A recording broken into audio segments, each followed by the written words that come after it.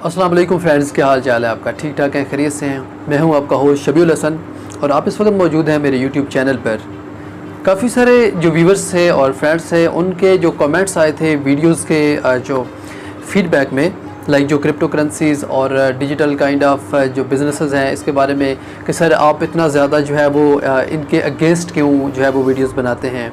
तो उनके लिए वीडियो बना रहा हूँ कि बेसिकली मैं उनके अगेंस्ट नहीं हूँ। इस तरह किसी भी किस्म का जो बिज़नेस होता है, लाइक क्रिप्टो करेंसीज़ हो जाएँ, B4U हो जाए, या इस तरह की जो चीज़ें हैं उनके अगेंस्ट नहीं हूँ। बट मैं आपको समझाना ये चाहता हूँ कि आपको रिस्क और रिवार्ड अंडरस्टैंड करने हैं। और पहले दिन से जो मैं वीडियोस की जो चेन ऑफ वीडियोस बना रहा हूँ इसी को लेकर, तो उनमें से बेसिकली पर्पस यही होता है। अब उसमें से आप लोगों ने में काफ़ी ज़्यादा फीडबैक ये भी दिया था कि पाकिस्तान जो स्टॉक एक्सचेंज है, यानी शेयर्स की जो मार्केट है, उससे भी ज़्यादा प्रॉफिट जो है वो हमें डिजिटल करेंसीज देती हैं, तो हम लोग क्यों ना इनके अंदर इन्वेस्ट करें। तो आपको समझाने का मतलब ये है कि लेट्स से अब आपने एग्ज़ाम्पल पुट की इधर स्टॉक एक्सचेंज की।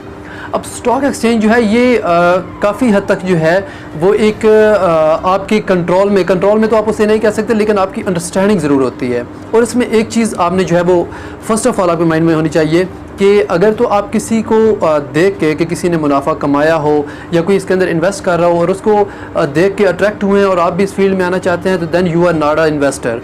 आपकी खुद की अंडरस्टैंडिंग होनी चाहिए, आपका नॉलेज होना चाहिए, आपकी जो इंटरेस्ट है वो इस चीज़ में होना चाहिए। तो तब आप इस मार्केट के अंदर, वेदर वो स्टॉक एक्सचेंज है यानी शेयर्स की मार्केट है या वो डिजिटल मार्केट यानी क्रिप्टो करेंसीज वगैरह हैं, तो आपका अपना नॉलेज इसके अंदर ज़रूर होनी चाहिए। बिकॉज इसमें जो आपकी इन्वेस्टमेंट्स हैं, जो चीज़ें हैं, वो मिनट्स और सेकंड्स में चेंज हो रही होती हैं। ये इस तरह से नहीं होता कि महीनों और 6 महीनों बाद आपको जो है वो रिटर्न्स और जो रिस्क हैं उसका अंदाज़ा हो सके।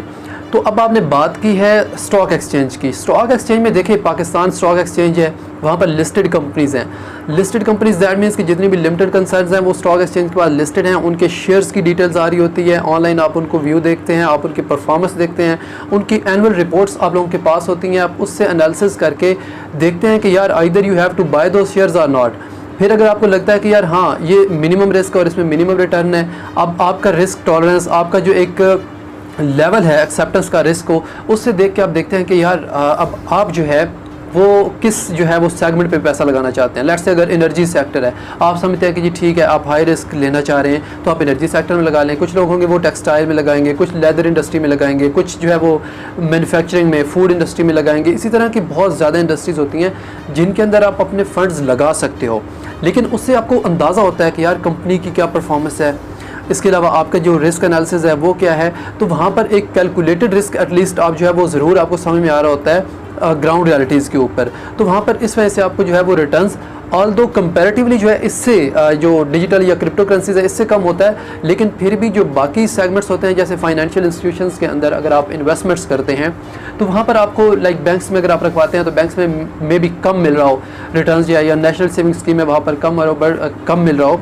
बट जो आपकी स्टॉक एक्सचेंज है वहाँ पर आपको शेयर्स के बदले में डिविडेंड जो आपको मिलता है वो ज़्यादा मिल रहा होता है। और उसकी रीज़न यही होती है कि वो जो उनकी परफॉर्मेंस होती है उस हिसाब से कंपनीज जो हैं वो आपको पे बैक कर रही होती हैं। तो ये चीज़ें आपने उसके अंदर देखनी है कि हाँ आप किस सेगमेंट में जाना चाह रहे हैं।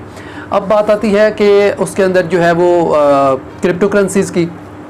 क्रिप्टो करेंसीज़ के अंदर मैं अगेंस्ट नहीं हूँ, मैं स्टिल आपको यही समझाने की कोशिश कर रहा हूँ कि क्रिप्टो करेंसी में आप इन्वेस्टमेंट करते हैं 24/7 वो मार्केट ओपन है। स्टॉक एक्सचेंज तो देखें सुबह ओपन होती है, शाम को बंद हो जाती है। आप एटलीस्ट जो है वो ओवर द नाइट अपनी नींद पूरी करते हैं, सुकून में रहते हैं। बट क्रिप्टो करेंसीज में क्या होता है यार, क्रिप्टो करेंसी में आपने इन्वेस्टमेंट कर दी, अब लगा दिया आपने पैसे, कहाँ था ये बिटकॉइन जो आपका $60,000 में जो है वो बिक रहा था और अभी 33, 34, 35 इस लेवल पर आके ये सेल आउट हो रहा है। और ये मार्केट जो है ये थ्रू आउट मीन्स 24/7 चल रही होती है। रात को जब आप जागते हो तब भी आपका मोबाइल आपके सामने पड़ा होता है, आप देखते हो भाई क्या पोजीशन चल रही है यार, कहीं बिटकॉइन नीचे ऊपर ये वो। तो आपका जो एक टेम्परामेंट है वो बहुत मैटर करता है इसके अंदर। आपको खुद से पहले अपनी जजमेंट करनी पड़ती है कि भाई आप किस साइड पर जा रहे हैं और क्या करने वाले हैं, फिर आप इसके अंदर इन्वेस्टमेंट कर लें। आपकी चॉइस है ना अगर आप रिस्क लेना चाह रहे हैं, लेकिन ये हाईली स्पेकुलेटेड बिजनेस होता है और इसके अंदर आप इवन जो अगला दिन होता है, अगला जो घंटा होता है, उसके अंदर भी आप ये नहीं जज कर रहे होते हो कि यार किस साइड पर चीज़ें जाएंगी और आपको मुनाफा होगा या नुकसान होगा। तो देन अगेन फिर भी अगर आप इसमें इन्वेस्ट करना चाह रहे हैं तो अब आपको क्रिप्टो करेंसीज़ का नॉलेज होना चाहिए। आपको देखना पड़ेगा कि यार किस तरह से जो है वो कौन सा कॉइन जो है वो किस तरह से बिहेव कर रहा है। प्रीवियसली देख लें, आप कुछ 15 दिनों में देख लें, कुछ वीक के अंदर देख लें, और फिर कौन उसको ओन कर रहा है। जैसे अब चाइना ने डिजिटल करेंसी जो है वो साइबर युआन जो है वो इंट्रोड्यूस करवा दी है। सिमिलरली अब दुबई ने दुबई का कॉइन जो है वो इंट्रोड्यूस करवा दी है। तो बिटकॉइन को भी आपको देखना पड़ेगा। होता यह है कि आप इस तरह के जो बिजनेसेस होते हैं इनमें अंदर आपको नहीं पता, आपने फंड्स पार कर दिए हैं, बट अब के जो अपने फंड्स हैं वो आगे कहाँ पर लगाए जा रहे हैं, कहाँ पर किन कंपनीज़ के शेयर्स में लगाए जा रहे हैं, या इस तरह की जो इन्वेस्टमेंट्स होती हैं वो आपके कंट्रोल में या नॉलेज में नहीं होती हैं। तो इस वजह से मैं कहता हूँ कि ये हाईली रिस्क हैं। अब थोड़ा सा मैं आपको बताता चलूँ कि आपकी प्रेडिक्शन जो अपनी मैं ज़ाती तौर पर कर रहा हूँ वो ये है कि बिटकॉइन या जो दीगर इसी तरह की जो है अनफेमिलियर और जो इतनी ज़्यादा फेमस करेंसीज़ नहीं हैं। बिटकॉइन तो बहुत फेमस था ना, लेकिन इसके साथ जो भी मामलात हुए हैं वो होपफुली आपको भी पता होगा अगर आप इस मार्केट के अंदर इंटरेस्ट रखते हैं। तो इसकी जो प्राइस है ये डिक्रीजिंग में ही रहेगी।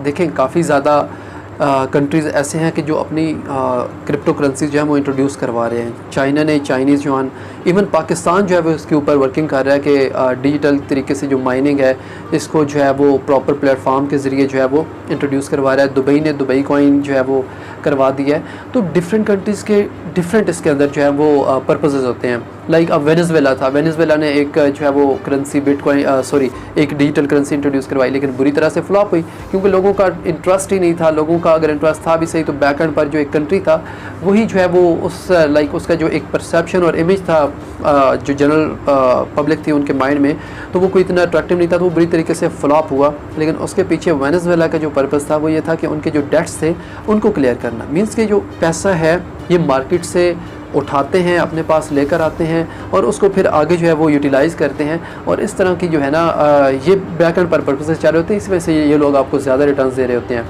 तो इंशाल्लाह ताला मिलते हैं किसी नई वीडियो में, तब तक अपना ख्याल रखिएगा, दुआओं में याद रखिएगा। अल्लाह हाफ़िज़।